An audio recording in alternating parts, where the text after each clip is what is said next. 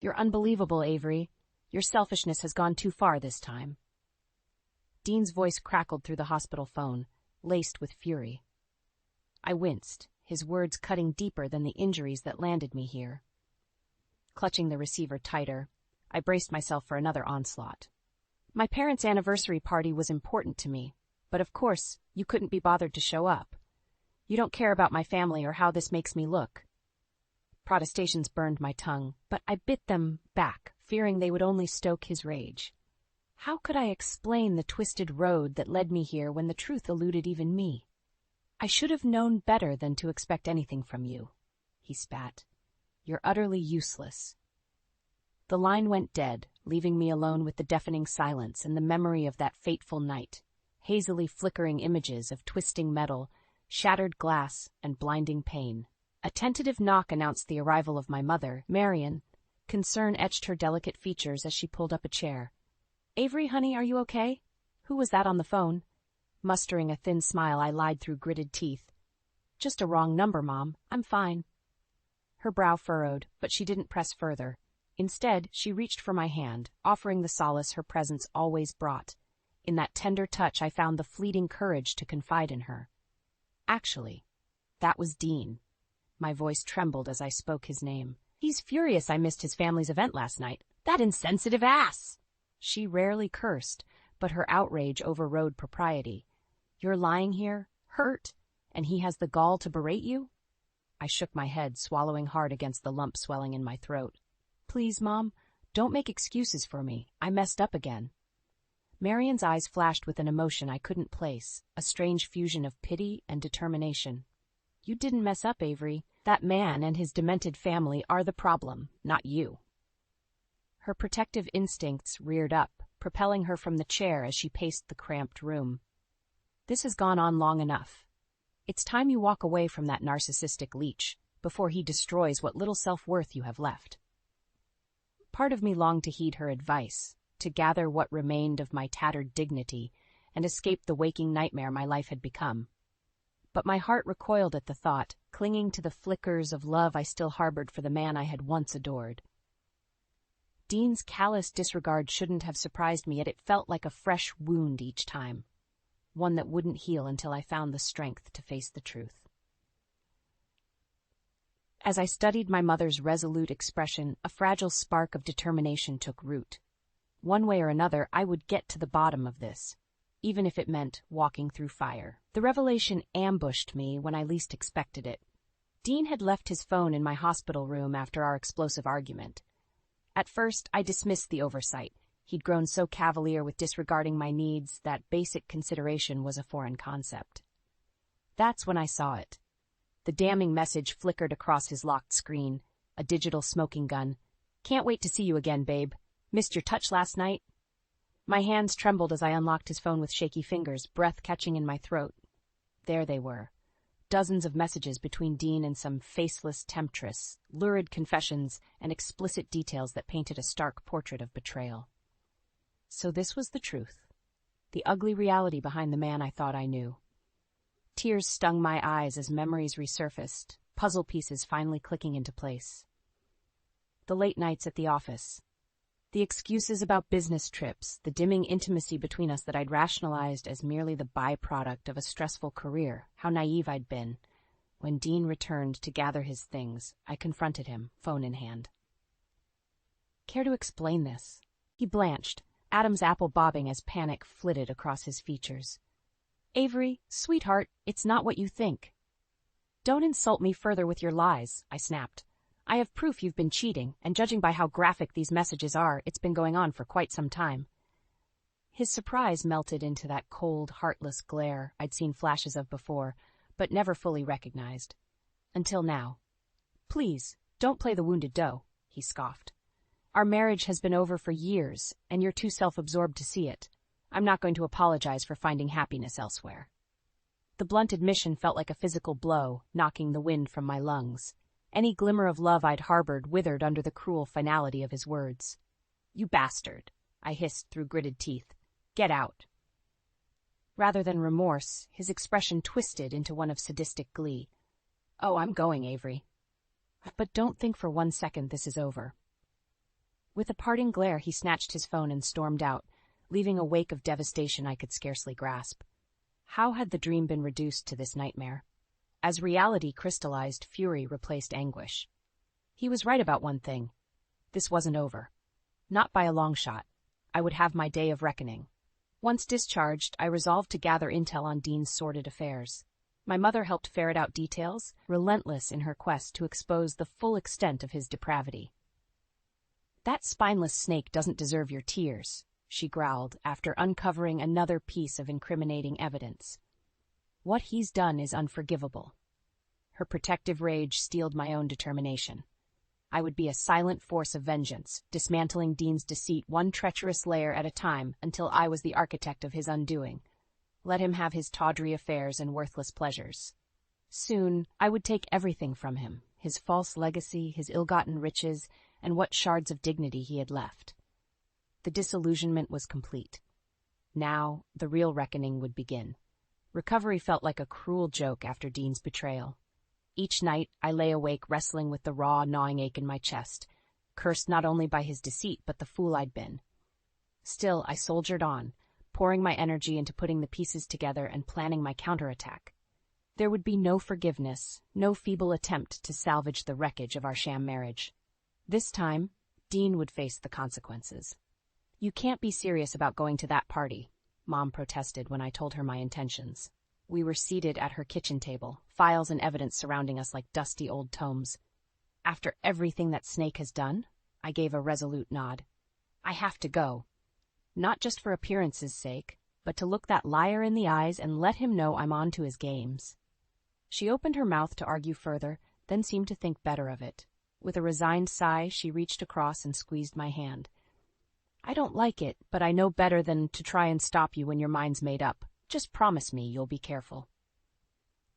A bitter laugh escaped my lips. About as careful as a suicide bomber. The big day arrived in a tense blur. I kept my preparations hidden, sliding into a slinky black dress that conjured up shadows of the past. So many nights playing the polished, attentive wife to deflect Dean's disapproval and appease his family. No more. I was soon to become the disruptor of their perfectly curated lies. His parents' gaudy mansion looked just as I remembered, a facade of old-money opulence masking the rotten core within. Dean shot me a disgruntled glance as I approached, no doubt fuming over my defiant presence. "You've got some nerve showing your face here," he muttered under his breath as his mother rushed over to greet me. I answered with a simpering smile. "I've gained a lot of nerves lately, dear husband. You should try it sometime instead of slinking around like a coward." Dean's face mottled purple, but my attention was drawn away by his parents' exuberant praise over my haggard appearance. "There's our beautiful daughter-in-law. We were so worried about you, Poppet." His mother pulled me into an overpowering embrace, reeking of feigned concern and hairspray. "Yes, just dreadful business with your little, accident." The serpentine pause in his father's words dripped with insinuation. I smiled tighter, returning their artificial warmth. "Well, I'm just relieved to be on the mend and able to help celebrate this special anniversary." Extricated from their insincere clutches, I allowed myself one sweeping glance across the swarm of attendees, co-conspirators in blissful ignorance, soon to be Dean's betrayers. The storm clouds gathered, biding their time. When my moment arrived, the detonation would be glorious.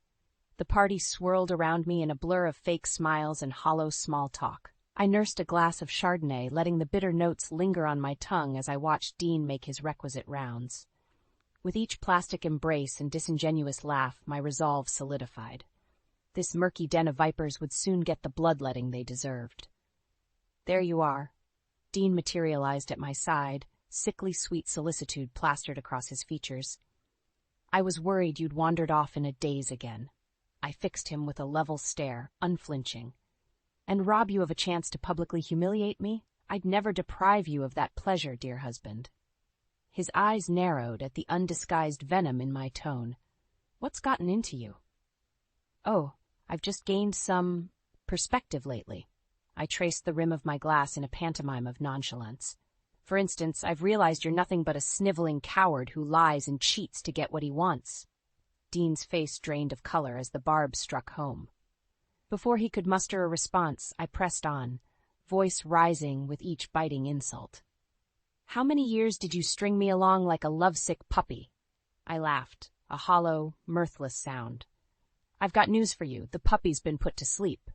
A muscle worked furiously in his jaw, flecks of spittle gathering at the corners of his mouth as he fought to rein in his temper. The mask was slipping, the cracks in his facade turning into gaping fissures. "You self-righteous little bitch," he hissed in a harsh whisper. "You're going to regret those words." I tossed back the last burning swig of wine and set the glass aside. "No, darling, you're going to regret the day you ever met me." With that, I whirled and stalked away, leaving Dean seething amidst the crowd of revelers who remained oblivious to the firestorm brewing. Let the ashes of his pathetic existence be my testament. Moments later, I found my mother across the room. Her eyes widened fractionally as she took in my expression, immediately recognizing the shift in demeanor. "It's time. Get ready," I murmured under my breath as I brushed past her toward the ornate staircase. Within minutes, she'd mobilized a handful of trusted allies culled from Dean's unsuspecting extended family. Judging by their grim means, they intuited the weight of the situation and approved of my defiant stance. Ascending the steps, I turned to face the ballroom below. Dean and his clueless cohorts froze, the insipid music giving way to an expectant hush. "Excuse me, everyone, may I have your attention?" My voice sliced through the silence, calm yet resonant. "I'd like to take a moment to toast the guests of honor on their anniversary." Lifting a fresh flute of champagne, I let my gaze find Dean's. He stared back, transfixed by the promise of merciless reckoning in my eyes, and also to my esteemed husband. "For far too long, I've allowed your lies and indiscretions to go unanswered. No more." A shocked murmur rippled through the crowd as I signaled to my co-conspirators. They fanned out, distributing copies of cold, hard proof, from financial records detailing Dean's fraud to tawdry photographs of his countless infidelities. "Tonight, you'll finally answer for your crimes. Let the fireworks begin." The aftermath was more satisfying than I could have imagined. Dean's outraged denials fell on willfully deaf ears as the partygoers pored over the damning evidence, self-delusion shattering around them. His father turned away in disgust while his mother dissolved into hysterics. I watched the spectacular implosion unfold with clinical detachment. They had brought this reckoning upon themselves through years of enabling Dean's misdeeds. As the final champagne flute emptied, I descended the stairs into the chaos, Mom and our co-conspirators arraying themselves at my back like avenging warriors. Dean fixed me with a murderous glare as I approached. "You're going to pay for this, you vindictive shrew," he snarled through clenched teeth. "I'll make sure you regret the day, you." Whatever vitriol he intended was cut off by a harsh slap. His mother recoiled, chest heaving with rage and shame as the lurid images smoldered at her feet. "Don't you dare threaten her," she hissed, voice quavering with a potent mixture of anguish and venom. "Not after the filth you've put this family through." For once, Dean had no callous retort. He simply gaped at his mother, the tactician in me savoring his discomfiture. Turning away from the shattered remains of his poisoned existence, I addressed the other attendees. "If you'll all excuse us, I need to discuss a few matters privately with my husband and his esteemed parents." Without awaiting a response, I brushed past them toward the study, trusting Mom and her reinforcements to follow. Let them clean up the unsightly rubble of Dean's ruination. I had more pressing matters at hand. Once gathered in the plush study, I carefully laid out the next phase of my plans. "I trust you've all examined the comprehensive documentation provided?" They nodded numbly, Dean's father seeming most affected by my cool, pragmatic efficiency. "Good. Let them see the steel in my words and actions." "Then you understand the severity of your son's illegal activities?" I pressed on. "From the embezzlement and shady business dealings to the tax evasion and corporate malfeasance?" "How could you do this, Avery?" Dean's mother blubbered, sinking into an armchair as fresh sobs racked her frame. "We're family." I leveled an icy glare at the bedraggled woman. "That vile creature is no family of mine. He's a worm who's finally being skewered on the hooks of his own making." Turning away from her whimpers, I retrieved a thick dossier from Mom's briefcase and slapped it on the desk in front of Dean's father. "In there, you'll find all the proof needed to not only secure criminal charges, but strip your son of every ill-gotten asset and professional license. He stared at the file, whatever defiant bluster he'd been mustering deflating. You've certainly been thorough. I allowed myself a grim smile.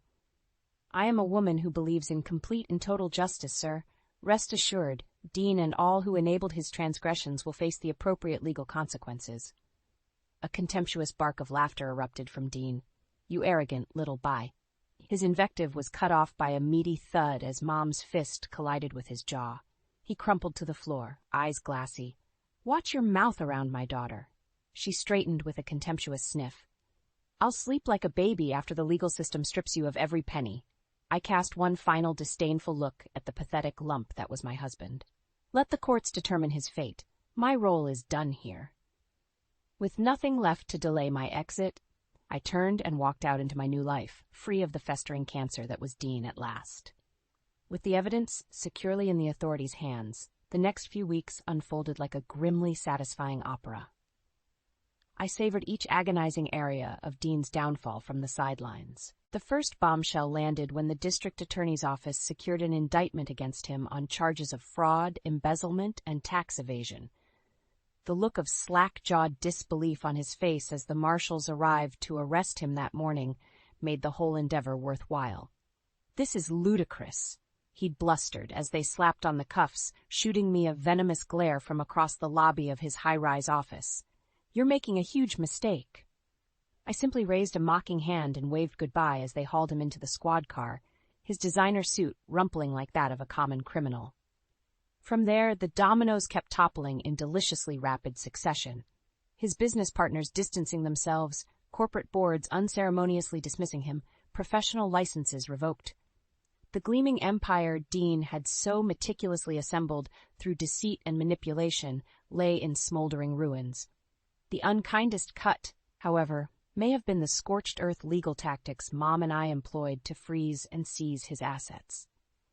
Once the depth of his fraud became clear, the courts granted our petitions to tear his entire financial structure to the studs. I'll never forget the look on his face as the marshals arrived to seize his prized sports cars, designer watches, and other ill-gotten baubles. Butting through the front door of the home I once shared with him, they moved with cold efficiency to box and cart away every last vestige of his tainted lifestyle. You can't do this, he'd screamed, dragged away by a pair of hulking deputies as he tried in vain to wrestle free and stop them. That's my property, you hear me? Mine! I watched the entire spectacle through narrowed eyes, unmoved by his thrashing tantrum. The law, so often bent to enable men like him, had finally looped back around to seize everything it was owed. Within a few short months, the red Ferrari, the palatial estate, the sizable investment portfolios, all of it was liquidated. The proceeds earmarked to repay the aggrieved corporations and individuals his criminal schemes had fleeced over the years. Not a cent would be spared from making restitution for his avarice. Mom and I worked tirelessly with the prosecution as well, ensuring they had every shred of evidence to not only secure a conviction, but dismantle any remaining professional clout Dean clung to. When the guilty verdicts were read, finally removing any shred of reasonable doubt about his perfidy, I felt an immense weight lift from my shoulders. Perched in the courtroom gallery, I awaited his sentence with a dispassionate detachment, devoid of any fleeting sense of pity. Dean crumpled into his chair, pallid and seeming to finally grasp the yawning abyss his actions had opened up. As the judge ordered him remanded to custody pending transfer to a federal penitentiary, our eyes met one last time across the courtroom. In that moment, any delusions of delivering a snide parting shot drained from my being. I simply held his gaze, allowing the dull finality of his ruination to linger between us. The monster who tried to break me now faced the unvarnished consequences of his evil. Justice at long last had prevailed. In the aftermath of Dean's sentencing, an eerie calm descended upon my world. The all-consuming fury that had propelled me for months began to ebb, replaced by something I couldn't quite put my finger on. Relief, maybe. A sense of resolution, of unfinished business finally being laid to rest. Whatever the emotion, it was tinged with an emptiness I hadn't anticipated. This anvil of vengeance I'd shouldered for so long was finally lifted, yet I felt strangely adrift without its weighty purpose anchoring me. Who was Avery Carson when stripped of the driving need to dismantle her tormentor?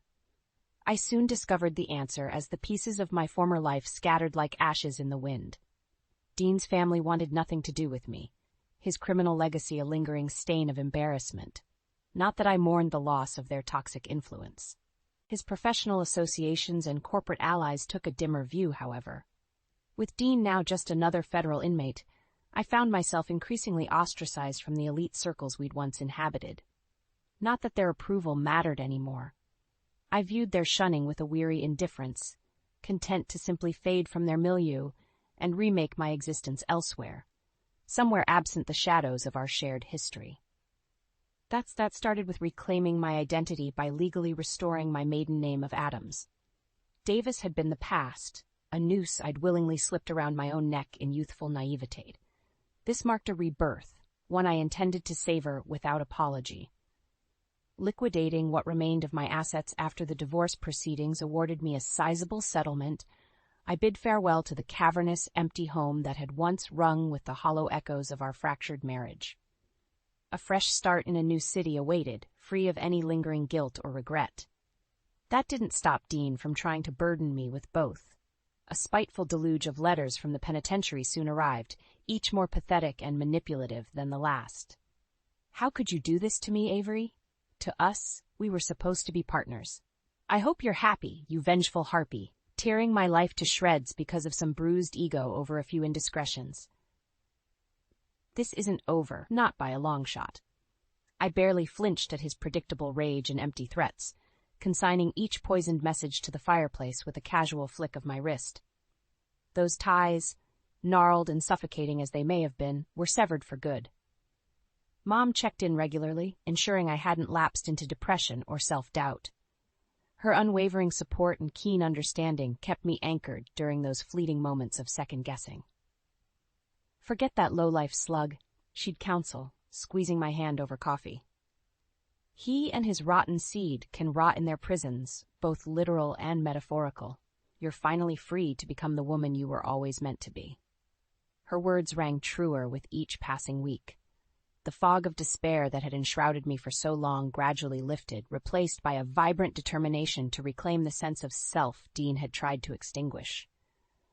When the day finally came to leave, to board that plane bound for a future unencumbered by his shadow, I felt an unfamiliar yet welcome sense of lightness overtake me. As the city skyline shrank beneath the clouds, I whispered a farewell. Not to Dean himself, for he no longer merited even that basic courtesy, but to the broken woman whose suffering had finally borne fruit. She was laid to rest at last, making way for the true Avery Adams to emerge from the ashes, emboldened and indomitable. My new life took root gradually, each day strengthening the fresh foundations I was determined to build. The woman I was becoming barely resembled the broken creature who had endured Dean's torment for so long.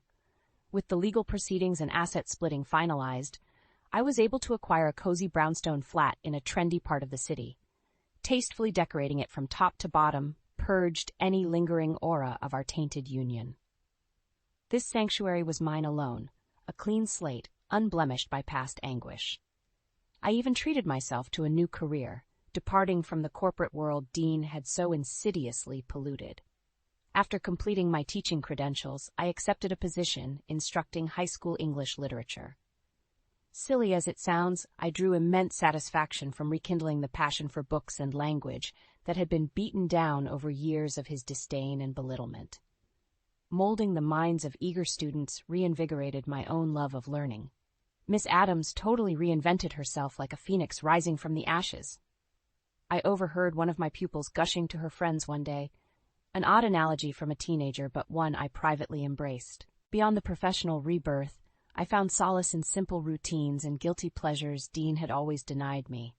Quiet mornings sipping coffee and losing myself in novels, lazy weekend hikes on the wooded trails nearby, losing entire evenings while getting delightfully, unabashedly tipsy with Mom over bottles of zesty Malbec. "To us," she'd chuckle, clinking her glass against mine before taking an exaggerated gulp. Two audacious women who knocked out evil's teeth and lived to bask in the hard-won spoils. For all her brashness, Mom was the unbreakable tether keeping me anchored through the lingering storms of turmoil and doubt. She reminded me with fierce insistence that rebirth is never effortless. Some growing pains would be inevitable as I acclimated to my newfound freedom and rediscovered my authentic self. Inevitably, the old demons would resurface on difficult days and sleepless nights, memories of Dean's cruelties assailing me in my most unguarded moments. On those occasions, I'd take a calming breath and recite a personal mantra. You no longer define me or occupy any space in my world. You're an ant, and I am the jackbooted giant crushing you into oblivion. With time and practice, those pep talks grew more infrequent as Dean's noxious influence faded from relevance. Neither did the occasional encroachment of his anger from behind bars faze me anymore. You haven't heard the last from me, you spiteful witch, one raving missive threatened. No prison can contain the fury I have in store for destroying me. I met such deranged ramblings with little more than mordant amusement, consigning the letters straight away to my fireplace's crackling flames. If anything, Dean's impotent rage was validating, proof that he remained shackled by his malice while I soared unrestricted. As that first year of renewal came to a close, I found myself spending a contemplative New Year's Eve alone by the fire, reflecting on the arduous road that brought me to this point, a lifetime of trauma, despair, and triumph coalescing into a resounding sense of inner peace. In that quiet moment, free from drama or fear or uncertainty over what lay ahead, I felt a tremendous weight finally lift. The shackles of anger that had pulled me into the darkest depths of vengeance had rusted away, leaving only the liberated woman I was always meant to be. I was Avery Adams, healed, emboldened, and reborn. My soul scoured clean of the fires that threatened to consume it with new light and purpose awaiting me. For the first time in forever, I was home.